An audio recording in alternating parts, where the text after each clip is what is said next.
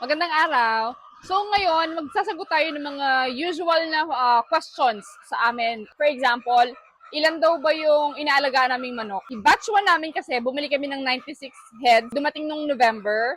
And then batch 2 naman, bumili kami ng 240 heads, dumating nung Feb. So in total, nasa 336 heads yung mga manok namin. Pero may mga mortality na itong mga nakaraang linggo.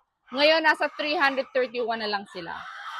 Isa pang question, ano daw ba yung feeds na binibigay namin? So, ang binibigay namin sa kanila ngayon, kasi layer na sila lahat, Pure Blend Layer 1 feeds. Pero nung grower, nung hindi pa sila nangingitlaw, binigay namin sila ng BMEG Integra 3000. Ilang kilos daw ba yung nakakonsume ng mga manok namin per day? So, per day, 36 kilos nung feeds na Pure Blend Layer 1. Binibigyan namin sila ng 18 kilos sa umaga and then another 18 kilos sa hapon.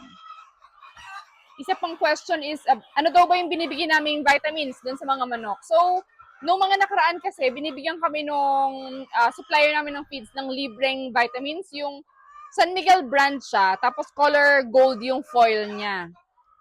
I think color yellow din yung color niya kapag sinama na dun sa water. Nung recently na nabalahaw kasi sila dito dahil nag-deliver sila ng feeds. Umulan, malambot yung lupa. So, nag-overnight yung truck nila dito na may lamang 100 sacks ng feeds. So, from then on, hindi niya kami binigyan ng libreng vitamin. So, I think yun yung reason. So, ang gagawin namin, kapag naubos yung binigay niya sa amin na last time, kasi meron pa kaming konti, bibili na lang kami ulit ng Vitamin Pro. Tsaka, binibigyan din namin sila ngayon ng electrolytes. Kasi, napansin nga namin, nung mga nakaraan, maraming nanghihinang mga manok. Tsaka yung egg production na humina. So, malamang dahil yun din sa init, di ba, nung mga nakarang araw, sobrang init talaga. Recently na lang naman, nitong mga nakarang araw na lang naman na halos araw-araw umuulan So, hindi masyadong mainit yung temperature dun sa loob.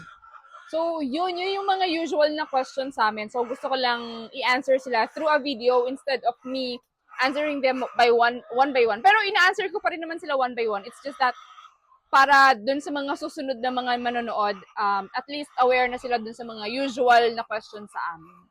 So, yun lang muna. Pag may maisip pa kaming mga questions na we think na kailangan ma-mention or masagot via video, balitaan namin kayo. Salamat!